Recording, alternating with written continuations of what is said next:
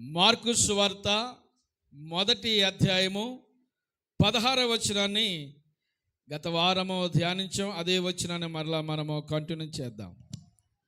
ఇక్కడ గలిలయ సముద్ర తీరమనందలి యేసుక్రీస్తు ప్రభువారు ఆయన సంచరిస్తూ ఉన్న సమయంలో కొందరు వ్యక్తులను చూశాడు. ఆయన సీమోను పేతురు, అలాగే సీమోను పేతురును, ఆంద్రేయ, అలాగే యాకోబు, యోహాను, ఇంకా కొంతమంది సహోదరులు మనకు కనబడతారు. వీళ్ళు గలిలయ సముద్రములో చేపలు పడుతూ ఉన్నారు.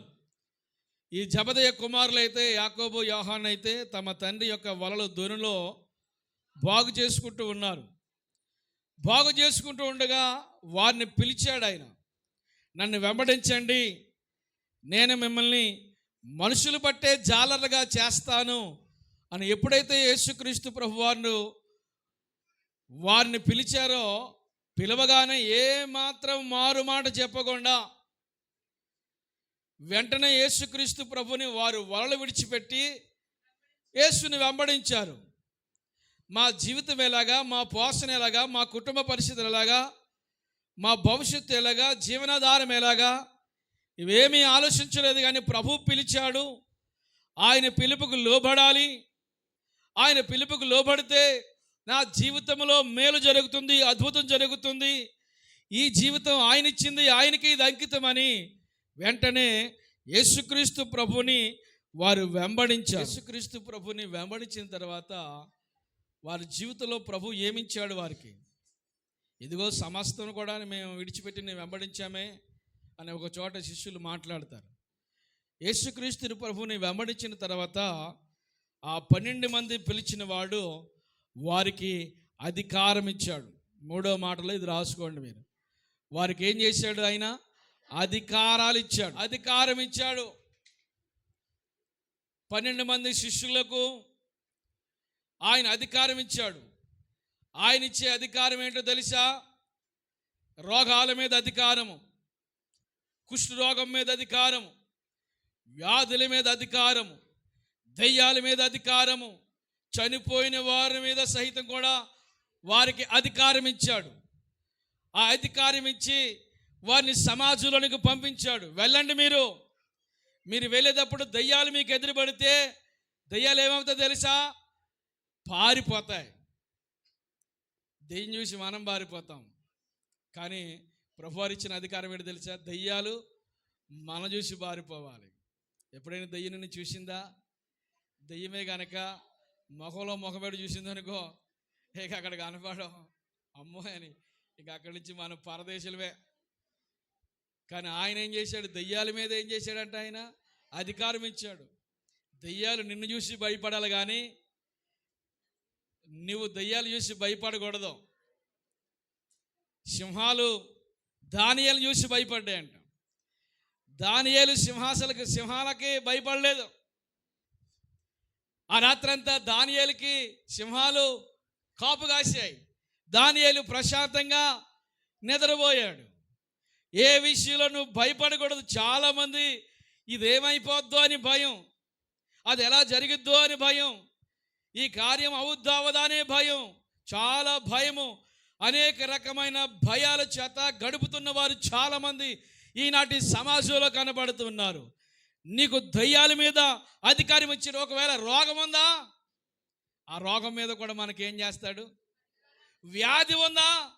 రోగం వ్యాధి రెండు ఒకటేనా? వేరువేరా? వేరు. వ్యాధి అంటే వచ్చిపోతూ ఉండేది, రోగం అంటే ఎప్పుడు నీతో ఉండేది. ఆ దీర్ఘకాలపు రోగాలు ఉంటాయి, వాటిని కూడా ఏం చేస్తాడంటే ఆయన బాగు చేస్తాడు. దేవునికి మహిమ కలుగునుగాక. మత్తయి సువార్త 10వ అధ్యాయము ఆ 12 మంది పేర్లు కనపడతా పైన మొదటి మాట చదవండి. మత్తయి సువార్త 10వ అధ్యాయము 1వ వచనం. ఆయన తన 12 మంది శిష్యులను పిలిచి 12 మంది శిష్యులను పిలిచి అపవిత్రాత్మలను వెళ్ళగొట్టుటకు. చూడండి, ఏం చేయడానికంట? అపవిత్రాత్మలు వెళ్ళగొట్టుటకు. ప్రతి విధమైన రోగమును, అందులో ఏ రోగము? ప్రతి విధమైన ఏ రోగమైనా, కొన్ని రోగాలే బాగు చేయగలడేమో అయినా, కొన్ని రోగాల మీద కొన్ని రోగాలు బాగు చేయలేడేమో. కొన్ని రోగాల మీద అధికారము, మిగతా రోగాల మీద అధికారం లేదేమో అని కాదు. ప్రతి విధమైన రోగమును ప్రతి విధమైన వ్యాధిని స్వస్థపరచడానికి వారికి ఏం చేశాడంట? ఆయన అధికారం ఇచ్చాడు. దేవునికి స్తోత్రం కలుగుగాక. దెయ్యాల మీద అధికారం, రోగాల మీద అధికారం, వ్యాధుల మీద అధికారం ఇచ్చాడు. 8వ వచనంలోకి రండి. రోగులను స్వస్థపరచండి, చనిపోయిన వారిని లేపుడి, కుష్ఠరోగుల్ని శుద్ధులుగా చేయండి, దెయ్యములను వెళ్ళగొట్టుడి. ఉచితంగా పొందారు. ఏం చేయాలి? మీరు ఉచితంగా ఇవ్వండి. దెయ్యాలను వెళ్ళగొట్టండి, రోగాల్ని స్వస్థపరచండి, రోగుల్ని స్వస్థపరచండి, కుష్ఠరోగులు సైతం కూడా స్వస్థపరచండి. ప్రతి విధమైన వ్యాధిని, అలాగే చనిపోయిన వారిని సహితం కూడా లేపండి. ఏ అధికారం అండి? ఎప్పుడైనా ఇలాంటి అధికారం ఉందని నువ్వు గుర్తించేవా? మనకేముంది అమ్మా? అధికారం ఉంది. యేసు నామములో పొమ్మని ఆజ్ఞాపిస్తున్నాను అనాలి. ఏమండి? ఎవరి దగ్గరికైనా వెళ్ళి ఏం చెప్పాలి? నీకు ఇచ్చిన అధికారం ఏంటి తెలుసా? అధికారంతో మనము ఆజ్ఞాపించాలి. దేవుడిచ్చిన అధికారం సామాన్యమైన అధికారం కాదు. కొందరికి అధికారం ఉంటుంది. ఉద్యోగం మీద అధికారం ఉండొచ్చు, వ్యాపారం మీద అధికారం ఉండొచ్చు, ఒక ఫ్యాక్టరీ మీద, ఒక డిపార్ట్మెంట్ మీద అధికారులుగా ఉండొచ్చు, ఒక కుటుంబం మీద అధికారం ఉండొచ్చు, లేక కొన్ని ప్రాంతాల మీద అధికారంగా ఉండొచ్చు, ఒక వస్తువు మీద అధికారం ఉండొచ్చు. మనకి ఈ విధమైన అధికారం కాదు ప్రభువు ఇచ్చేది. దెయ్యాల మీద అధికారం. దెయ్యాలు నిన్ను చూసినప్పుడు ఏం చేయాలి? గడగడగడగడగడగడలు ఆడిపోవాలి. స్తోత్రం కలుగుగాక. దెయ్యాలను చూసి నువ్వు గడగడలు ఆడిపోకూడదు. దెయ్యాలను చూసి నువ్వు వెళ్ళిపోకూడదు.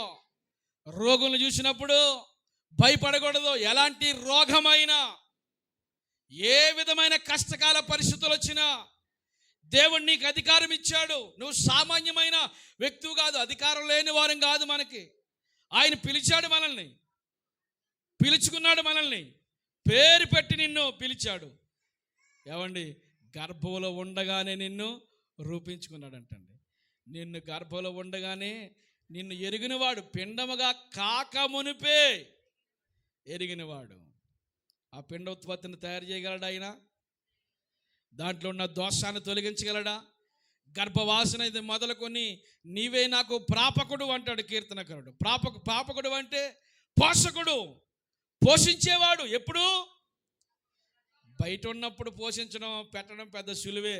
లోపల ఉన్న శిశువు కూడా పోషణ దయచేయగలడు, ఆరోగ్యం ఇవ్వగలడు, ఆశీర్వాదం ఇవ్వగలడు. ఏ విషయంలో నువ్వు భయపడవలసిన చింత లేదు. నువ్వు భయపడకూడదు. పిరికితనం కలిగిన వ్యక్తులుగా మనం ఉండకూడదు. ఒక ధైర్యవంతులుగా, సాహసవంతులుగా దేవుడిచ్చిన అధికారాన్ని ఉపయోగించాలి. ఎప్పుడైనా ఉపయోగించే అధికారం. ఒక డిపార్ట్మెంట్ మీద మన అధికారులుగా ఉన్నాం అనుకోండి, కింద ఉన్న వారు అందరినీ కూడా బెదిరించేస్తాం. మనం ఏముంది? చేతిలో అధికారం ఉంది. వాళ్ళ వెనకాల తిరిగేస్తాం. మనం అధికారి వచ్చాడు అనుకోండి, అధికారి వెనకాల మనం పరిగెడతాం, అధికారి ముందు చేతులు కట్టుకుంటాం. అధికారి ఏమైనా చెప్పాడంటే ఏం చేయాలంటే ఇమీడియట్లీగా దాన్ని పాటించాలంతే, వెంటనే చేయాలంతే. ఏ విధమైన పరిస్థితులు గుండా మనం వెళుతున్న ఒకసారి మనం గమనించాలి. కానీ దేవుడు మనకి రోగాల మీద అధికారం ఇచ్చాడంట. శిష్యులకి ఏం చేశాడు ఆయన? రోగాల మీద, దయ్యాల మీద, కుష్ఠరోగుల మీద, అన్నిటి మీద అధికారం ఇచ్చాడు. తను పిలిచిన 12 మందిని అనాథులుగా, అనామకులుగా విడిచిపెట్టలేదు.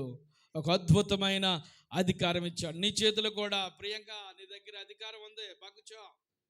అధికారి ఎలా కూర్చోవాలి? ఉందాతనంగా ఉండాలి. అంతేనా? ఎవరి దగ్గర అధికారి ఎవరి కాళ్ళ దగ్గర కూర్చుంటాడా? ఏమండి? అధికారి ఎలాగుంటాడు? ఎలాగుంటాయి అధికారి మాటలు? చాలా అధార్టిగా ఉంటాయి. గర్వం అనే మాట దానికంటే చాలా అధార్టిగా ఉంటాయి. అవునా? చాలా హుందాగా ఉంటాయి అధికారి మాటలు. అధికారి ఎప్పుడు అడుక్కు తినేలా మాట్లాడ్డు కదా. అధికారి ఎప్పుడు కూడా ఏం చేస్తాడు?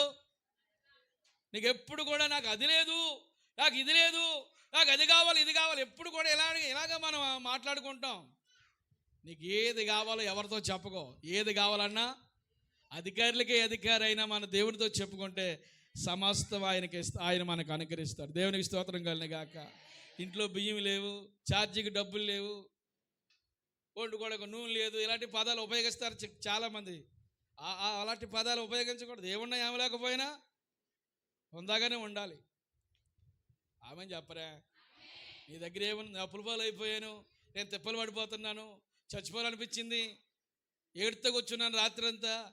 అధికారి మాట్లాడే మాటలు కాదు ఇవి. ఒక అధికారంగా మనం సమాజంలో కనబడాలి. స్తోత్రం కలిగిన గాక. అనేకులు మనం ఫాలో అవ్వాలి, అనేకులను ఆదర్శవంతంగా తీసుకోవాలి. ఎవరి మీద ఏ విధమైన నెపాలేసే వారిగా ఉండకూడదు. దేవుడు మన పక్షాన ఉన్నాడు, వీళ్ళకి అధికారం ఇచ్చాడు, రండి ఫాలో అవ్వండి నన్ను. ఎప్పుడైతే పిలిచాడో పిలిచినట్టునే ఆయన నాకేమిస్తావు అని అడగలేదు. అడిగారా? పిలిచినట్టునే వెంబడించడమే. రమ్మన్నాడు, ఏదోటి ఆయన తోచింది ఆయన ఇస్తాడు. ఏం కావాలనుకున్నాడో, మనం ఏం అవ్వాలనుకుంటున్నాడో, ఏం చేయాలనుకుంటున్నాడో ఆయనే చేస్తాడు, ఆయనే అధికారం ఇస్తాడు. ఆయనకి సమస్తము తెలిసిన వాడు కనుక ఆయన చేతులకు మనముగా అప్పగించబడాలి. అప్పగించబడినప్పుడు నేను ఒక అద్భుతమైన అధికారం ఇచ్చి వాడుకుంటాడు. స్తోత్రం కలిగిన గాక. యేసు లేకపోతే మనం జీరోలమే, దేవుడు లేకపోతే మనం పనికిరాని వారమే.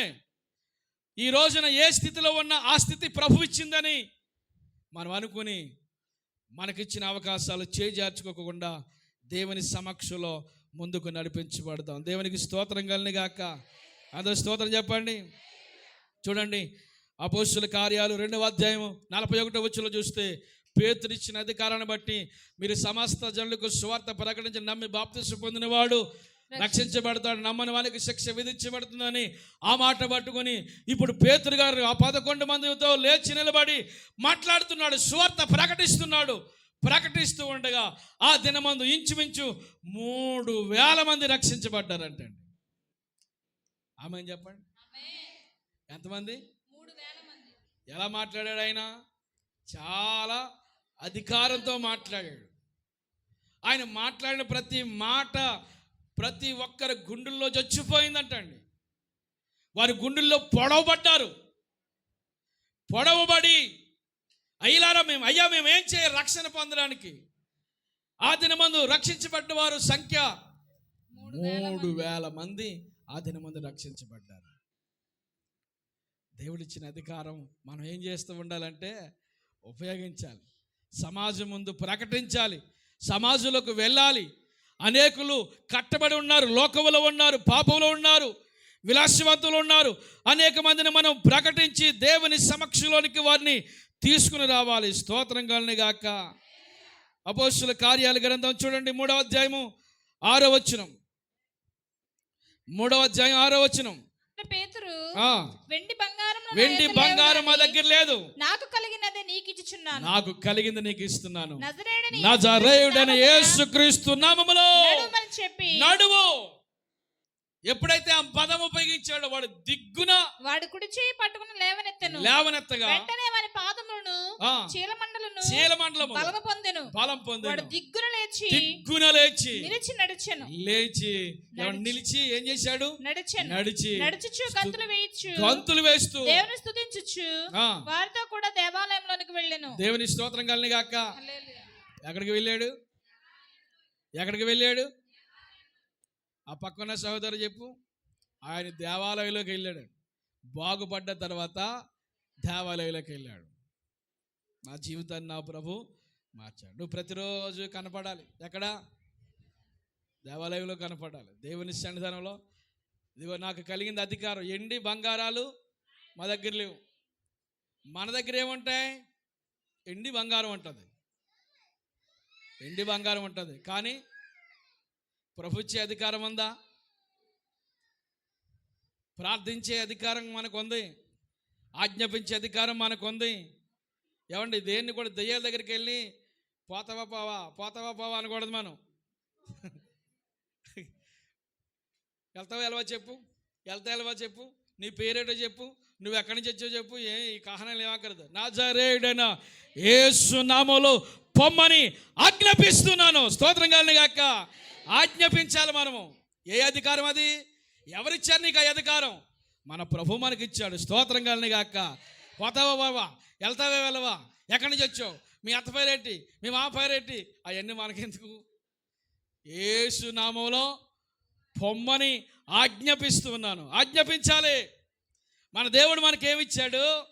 అధికారం ఇచ్చాడు. ఒక సమయం ముందు పేతురు గారు అలా వెళ్ళిపోతూ ఉంటుంటే, పేతురు గారు ఏం చేస్తున్నాడమ్మా, వెళ్ళిపోతుంటే చాలామంది పేతురు గారు నీడబెడితే బాగుండు, మా జీవితాలు బాగుపడతాయని రోగాలతో ఉన్నవారిని, వ్యాధులతో ఉన్నవారిని, ఏమండి దీర్ఘకాలంగా బాధపడుతున్న వారిని, ఇలాగ జీవితాలు పాడైపోయిన వారిని ఆ రోడ్డు పక్కన పాడేసేవారంటండి.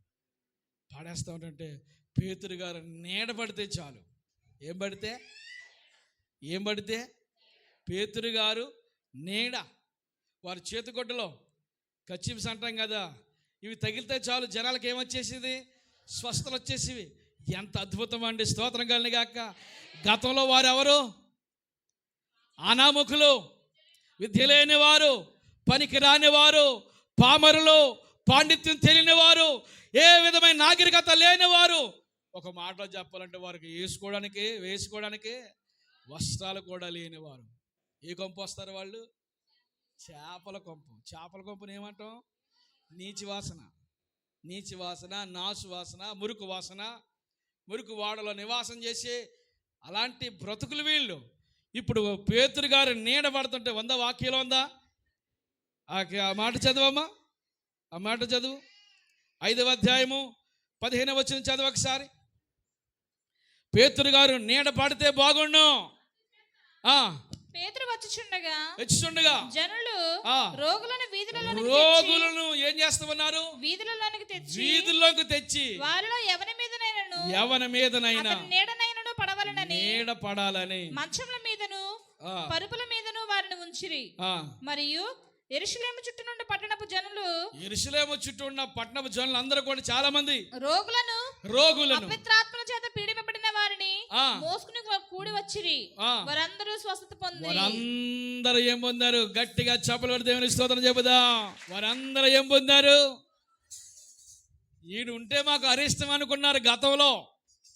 వీరు గలలీలనే పేరిట్టారు. గలలీలు అనగానే పనికి రాని వారు, చిన్న సమాజంలో చిన్న చూపు చూసేవారు, ఎవరు లెక్క చేయని వారు. ఇప్పుడు పేతురు గారు నీడబడితే బాగుండు, పేతురు గారు మా ఛాయ్కొస్తే బాగుండు, పేతురు గారు ఇదిగో లేకపోతే ఈ బృందం ఉన్నారు కదా, వీళ్ళ యొక్క సహవాసం కొరకు జనాలు పడుకోపులు గాయేస్తున్నారండి. ఎక్కడెక్కడో చుట్టుపక్కల ప్రాంతాల్లో ఉన్నవారు వీళ్ళందరినీ తీసుకొచ్చేస్తున్నారు. అసలు నెత్తి మీద చేయబెట్టి ప్రార్థన చేస్తే కాదు, నీడైనను పడితే చాలు. వారి విశ్వాసం అది. నీ విశ్వాసం ఏంటి? నీ విశ్వాసం, మనలో ఉన్న విశ్వాసం ఏంటి? ఏ విధమైన విశ్వాసం మనకు ఉంది? నీ విశ్వాసాన్ని బట్టే దేవుడు కార్యాలు చేస్తాడు. లేదండి మా జీవితంలో కార్యాలు జరగబడినట్టు జరగవు. దేవుడు అందరికీ చేస్తాడు కానీ మాకు చేయడు మీకు. ఎందుకంటే నీ మనసు అలాగ ఉంది కాబట్టి. ఎప్పటికైనా నా జీవితంలో దేవుడు అద్భుతం చేస్తాడు అని విశ్వాసంతో ఉండు. ఏం చేస్తాడు ఆయన? అద్భుతం చేస్తాడు. లేడండి దేవుడు ఎక్కడ ఉన్నాడు? దేవుడు లేడు. దేవుడు ఉంటే మాకంత జరిగిద్ది ఇలాగా. ఎప్పుడు వాని దరిద్రము వాని ఎంటాడుతూనే ఉంటుంది. ఆ పదాలను బట్టి దేవుని దూషించే నాలుకలు శాపగ్రస్తమైనవి. శపితపూరితంగా మనం ఉండకూడదు. ఒక ఆశీర్వాదకరమైన వ్యక్తిగా ఉండాలి. నీ నోటును దేవుని వాక్కు ఉంచాడు. నీ మాట అవునంటే అవును, అంతే. నీ మాట అవునంటే అవును, కాదంటే కాదు. ఎలా ఉండదు నీ మాట? అయ్యో తొందరపడి మాట్లాడేశాను, ఆ మాట కాదు ఈసారి ఈ మాట, లేకపోతే అయితే అటు లేకపోతే ఇటు వెళ్ళిపో. గాల్సిమెందుకు? అయితే అటు లేకపోతే ఇటు. నీవు ఒక సామాన్యమైన వ్యక్తివి కాదు. స్తోత్రం కలుగును గాక.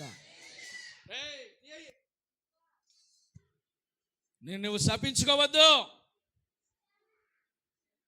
నిన్ను శపించుకోవద్దు, నిన్ను శపించుకోవద్దు. నా దరిద్రం ఇంతే, నా బ్రతకంతే, నా ముఖమే అంతలే అంటుంది. ఇంకేముందిలే, ఇంక చెప్పుకోనికి ఏముందిలేండి, నా ముఖమే అంతే, నా దరిద్రం అంతే, నా బ్రతకే అంతే. బాధలు ఎప్పుడు మమ్మల్ని విడిచిపోవండి, శాపం ఎప్పుడు మమ్మల్ని విడిచిపోదండి. మా జీవితం ఇంతే, మా బ్రతుకులు ఇంతే. నువ్వు శపించుకోవద్దు, అదే నోటుతో ఇతరులను కూడా శపించుకోవద్దు. నీ నోరును ఆశీర్వాదకరంగా ఉంచాడు దేవుడు. జీవజలపు నది ఓటలు నీ నోటి నుండి బయటికి రావాలి. స్తోత్రం కలిగిన గాక. ఆ ఓటలో ఇతరులకి ఆశీర్వాదం అవ్వాలి, ఆ జీవితం ఇతరులకి ధన్యకరం అవ్వాలి.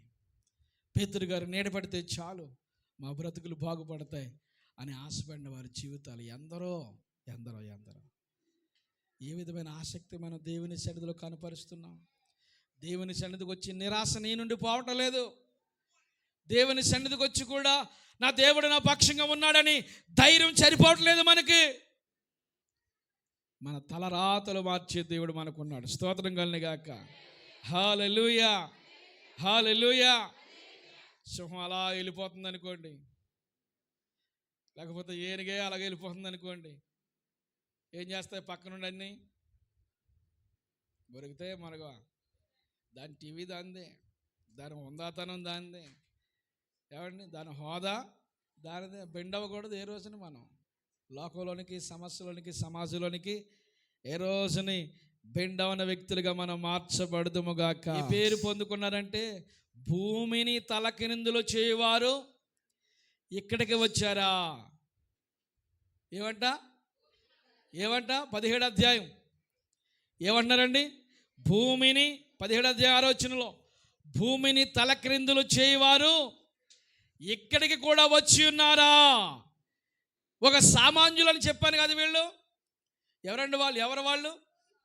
సామాన్యమైన వారు. మీ అంక చూసి నేను మాట్లాడుతున్నా, వాడక చూసి మాట్లాడుతున్నా. సామాన్యమైన వారు, పనికి రాని వారు. చదవమ్మా, నీకు దొరికితే చదివమ్మా. అయితే వారు కనబడనందున యాసోనును కొందరు సహోదరులను ఆ పట్టణ పథకాల ఎత్తుకు ఈడ్చుకుని పోయి భూలోకమును తలక్రిందులు చేసిన వీరు ఇక్కడికి కూడా వచ్చి భూలోకమును తలక్రిందులు చేసి వీరు ఇక్కడికి కూడా వచ్చి ఉన్నారు. యాసోను వీరిని చేర్చుకుని వీరిని చేర్చుకుని ఉన్నాడు. ఎవరంటే వాళ్ళు భూమిని తలకిందులు చేసేవారు.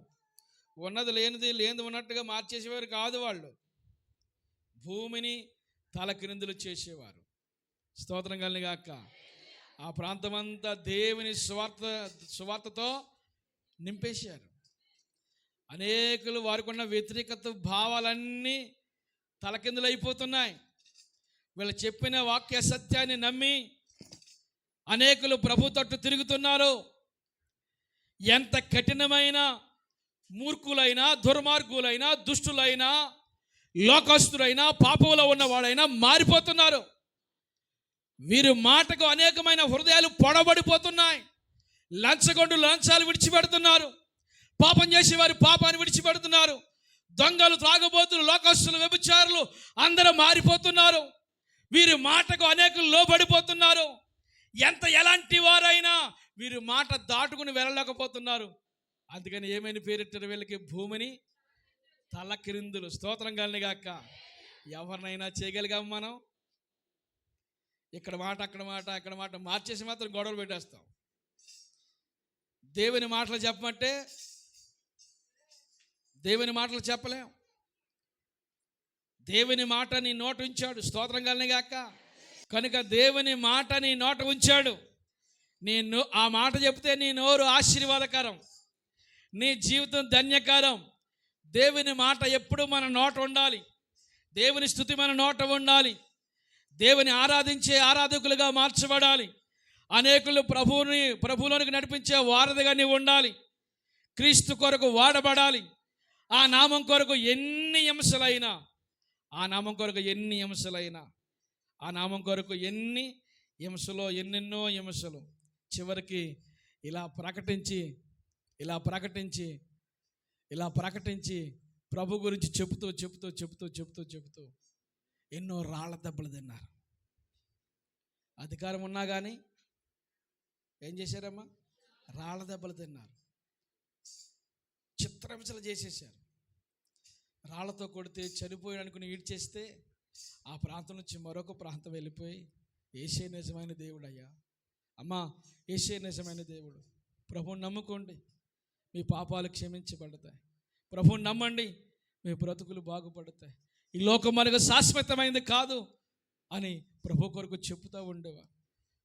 ప్రభు కొరకు చెప్తూ ఉండే ఒక మాట చదవండి. అపోస్తలుల కార్యాలు 5వ అధ్యాయం 41 వచనం. 5వ అధ్యాయం 40 వచనం చదవండి. సమ్మతించి అపోస్తలులను పిలిపించి కొట్టించి యేసు నామాన్ని బట్టి బోధింపకూడదని వారికి ఆజ్ఞాపిస్తే విడుదల చేశారు. ఆ నామము కొరకు చూడండి, ఈ మాట మీరు అండర్లైన్ చేసుకోండి. ఏ నామము? యేసు నామము కొరకు. ఆ నామం కొరకు అవమానం పొందుటకు పాత్రులమని ఎంచబడినందున సంతోషించుచు మహాసభ ఎదుటి నుండి వారు ఆనందముతో వెళ్ళిపోయి ప్రతి దినము దేవాలయములో ఇంటింటను మానక బోధిస్తూ యేసే క్రీస్తుని సమాజానికి ప్రకటన చేస్తున్నారు. ఆ నామం గురించి బోధించకూడదు, ఆ నామం గురించి మాట్లాడకూడదు అని అంటే, వీళ్ళకి ప్రకటించకూడదని తీసుకెళ్ళి బాగా చాలా దెబ్బలు కొట్టారంటండి. ఆ నామం గురించి నిందలు అనిపించడానికి, అలాగే బాధలు అనిపించడానికి మేము పాత్రులమని వారు ఎంచబడినందున ఆనందముతో ఆ సభ ఎదుటి నుండి వారు వెళ్ళిపోయారు. స్తోత్రం కలిగిన గాక. అందరూ స్తోత్రం చెప్పండి. ఎలా వెళ్ళిపోయారటండి? దెబ్బలు తింటే ఆనందమా? ఏం చేస్తావు? ఎన్ని శాపనాకారాలు ఎట్టేస్తావు అంటావానమా? ఎన్ని మాటలంటాం మనం, ఎన్ని మాటలంటాం. ఆ నామం గురించి మేము దెబ్బలు తినడానికి, హింసించబడ్డానికి, నిందలు పడ్డానికి మేము పాత్రులమని ఎంచుకుని మహా ఆనందంతో ఆ సభ ఎదుటి నుండి వెళ్ళిపోయాయి. యేసే క్రీస్తుని మరలా ప్రకటిస్తూ అనుదినము దేవాలయంలో తప్పక మానక బోధిస్తూ ఉన్నారు. ఈ 12 మంది శిష్యుల యొక్క సంఖ్య మనం చూస్తే ఒక్కొక్కరు ఒక్క విధంగా చిత్రహింసలు చేయబడి చనిపోయారండి. పేతురు గారు ఎలా చనిపోయాడు? తల క్రిందులుగా సిలువేయబడి చనిపోయాడు. ఆంద్రేయ ఎలా చనిపోయాడు? యక్షాకారంలో సిలువేయబడి చనిపోయాడు. యాకోబు ఎలా చనిపోయాడు? ఖడ్గముతో నరకబడి చనిపోయాడు. ఇలా భయంకరమైన రీతిలో శిష్యులందరూ ఇలా చిత్రహింసలు చేయబడి చనిపోయారు. ఎవ్వరు కూడా ప్రశాంతంతో నెమ్మదిగా సమాధికి వెళ్ళలేదు. అందరూ చిత్రహింసలు చేయబడిన వారే. యోహాను కూడా చిత్రహింసలు చేయబడ్డాడు.